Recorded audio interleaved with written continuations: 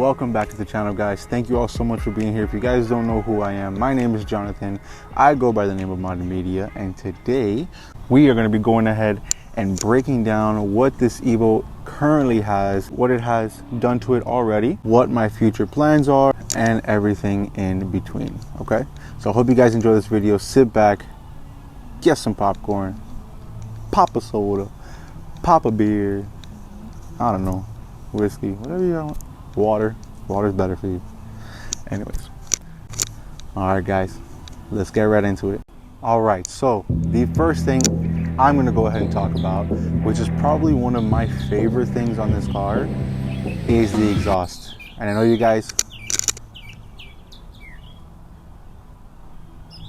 I've been here for like the last 20 minutes preparing, and you wanna come now and tweet? Tu madre. Anyways, guys, one of my favorite things about this car is the exhaust. It is a Tomei catback exhaust system. I've never had a Tomei. I've always seen, of course, on YouTube, Instagram, and whatnot, everybody that has a Tomei, and of course, we all know the famous saying, "Is that a Tomei, that?" And I never really understood the hype about it and whatnot, but guys, I love it. Oh, it sounds phenomenal. This Evo, excuse me, no disrespect, this Evo sounds so wonderful. To my VQ guys, no offense, Infinitis, Nissans, they're fucking loud. They're super loud, and of course there's always a time and a place for that. And I do love the exhaust that I have on my Infiniti, on my G37, but it's nice not to have a car that is so loud at all times of the day. This does get loud, of course, when you step on it and whatnot, but ultimately it's really not that bad. So the Tomei, number one. Next thing I'm going to talk about is the AMS recirculating wide mouth downpipe. I think that's it. This actually gives you an additional 15 plus horsepower. The material is 304 cast stainless steel, and from what I was reading, it's a lot more durable than the OEM. The material itself, the piping itself, is a little bit thicker as well. So, of course, stronger, better overall engineering behind this piece. Next thing that has been upgraded are the injectors. The brand is unknown. I did ask the previous owner, but he wasn't sure. He didn't remember which ones they were. But they are 1100cc injectors. Again, brand, we have no idea. Maybe we'll find out later when we take out those injectors, maybe upgrade them and whatnot. Up next has been upgraded is the intercooler. We have an ETS. If you don't know what that stands for, that means Extreme Turbo Systems. Also a very well-known company, great company. And I don't know much about them, but let me tell you, I will be doing my research more and more as I dive more into this car to learn about every single component and all the companies that cater to the Evo. Now the turbo is actually stock, which I'm actually really happy and excited about, because I will be able to learn about the OEM turbo, learn its limits, learn, you know, where it can be pushed, where it shouldn't be pushed, what we can get the most out of it, and then in the future maybe upgrade to a bigger turbo or something. I do want to make more power on this car, but you know, baby steps. Learn what you have in front of you first. After that, then, you know, of course, when you feel like you're ready to grow, then you grow. Up next, I'm going to be discussing the exhaust manifold. This exhaust manifold is by, and I hope I pronounce this correct, Tomioka, Tomioke. Tomioka. I think it's Tomioka sounds better. Tomioka exhaust manifold. Purpose behind this is for a faster exhaust exit and better gas flow as well. Next piece I'm going to be discussing is the fuel pump. This is actually you can get this actually at ME Performance. This is a Walbro 450 fuel pump, and it's designed if your vehicle is pushing about 500 horsepower or so, and it has E85 capabilities. So I have yet to put E85 in this car, but I cannot wait. I'm dying to try it out, to create a whole video just on that alone. Which leads me to one of the most important things. This car is on E85. I'm very very, very excited to even try this out. Kind of bittersweet because I wanted to actually do a lot of these things myself and, you know, upgrade everything needed so that way I can run the 85 in the car. But that's fine. I will make sure to at least learn how to do that. So if I ever come across another Evo in the future or another build, whatever the case is, I actually know how to do this myself. But again, can't wait to make a whole video putting E85 in this car and seeing how it performs with the fuel change. Now, that was a lot of performance-based work that has been upgraded. As far as exterior, the body is pretty much stock, which I'm very, very, very happy about. Just a couple things have been upgraded. We have Varus, the headlights from Varus, which are beautiful. I absolutely love the LED bar that goes around. The Demon Eyes are cool. I love them for photos and videos and whatnot. You guys know that I'm a content creator and I love to create.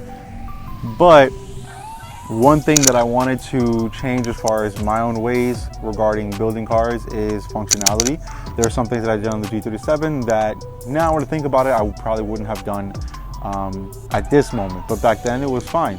You know, you grow, you do things, you don't like it in the future, and you don't do it again. So one thing that I want to do behind this car, behind this build, is everything needs to be functional. I don't want to go crazy. I really doubt that I would go wide body in this car. If I do, that would be, I don't know, that would have to be a really big decision. But for the most part, I want to keep it as OEM as possible, as stock as possible, and really just restore this car. That is my whole reason behind this car. I want to restore it. I want to build it so it can be as strong as possible, bulletproof as possible. I can take it to the track. I can drive to Orlando if I want. I can drive to Texas. I mean, not really. But I can take this car somewhere, drive it on the track, have a blast, share, you know, the fun and racing and time attack with you guys, and then drive it back home and drive it to and from work. So that is my main purpose.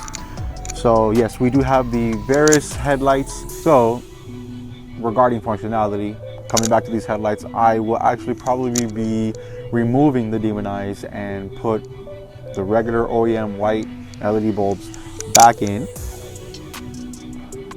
So that way also I can see at night, because at nighttime I can't really see shit, and we got to change that. So we have the Varus tail lights as well, which are gorgeous. I really, really like those. I want to make sure that the lighting matches to the fogs. The fogs are that, you know, that older yellow color. Got to change that. We like that, you know, nice vibrant white. So we got to upgrade that. Fitment on the body is not bad whatsoever, but if I can fix it, I'm definitely gonna fix it. The car does have some dings here and there, some cracks and whatnot. It's normal, it happens. The car's a 2011, it's gonna be driven. This is, guys, the Evo's a race car. All right, my Infiniti, it's a family sedan. Okay, no offense, I still love the car. But the Evo, we all know, is a full-fledged race car. We look at the interior, it's very race car-like, okay? Nothing fancy in there, very simple. So yes, I will be working on the body, making sure the fitment is as perfect as I possibly can make it. If I have to go to a body shop for them to finish it, I will, but I want this car as perfect as possible. The paint, I don't know, I think we may have to repaint maybe some panels. Let's see, I don't know. Let's see what happens. Let's see what a few tools and some wax and you know, buffing it and priming and all that stuff. Let's see what we can do. Let's see how much we can restore before we actually have to go to an actual professional shop and have things taken care of there, which is fine with me as long as I know that I did my part and I did the best that I possibly could. As far as the interior is pretty much staying the way it is. I definitely want to upgrade the stereo system because it's kind of the stereo system has been upgraded a little bit, but for some reason it doesn't sound as good. So I definitely want to get some premium sound in there. Nothing crazy. I'm not going to put, you know, a 12-inch amp or something like that. I just want everything to sound pristine and again, kind of like back to normal. Now guys, let's go ahead and talk about the wheels and tire setup. The wheels that this car is currently sitting on, they are RPF 1s. And surprisingly, before, I really didn't care for this wheel whatsoever. I didn't like the look of it. Thought it was kind of cheap and simple. But actually owning a pair of RPF 1s now, I've grown to love it and appreciate it a little bit more. And I think a part of it has to do with the finish of this wheel. I really, really like this finish. It's like a cast chrome or silver. And they actually look really, really nice. The size are 18s all around. And I think I'm going to be sticking with them for a little while, or at least until I decide to upgrade to something else. Let's go ahead and talk about the tire setup. This Evo is currently sitting on a pair of Continental's Extreme Contacts. They are a beautiful meaty 245s 40, and this is the size all around. So we are at a squared setup. Well guys, that's it for this video. I'm not done yet. This car is filthy and I'm dying to wash it. I haven't washed it in a little while. And of course, being a darker color, beautiful Phantom Black, you can see all the dirt and dust and all the garbage on it, especially from driving it. I mean, come on, who wouldn't want to drive their Evo every single day? But I gotta make sure that I keep up with this car and protect that paint and body and interior as much as I possibly can. So for the ending of this video, I'm gonna go ahead and give her a nice wash. Hope you guys enjoyed this, and I will see you guys in the next one. Remember, do what makes you happy always. Always do it for you, no matter what. Make it happen, guys. I'll see you guys in the next one.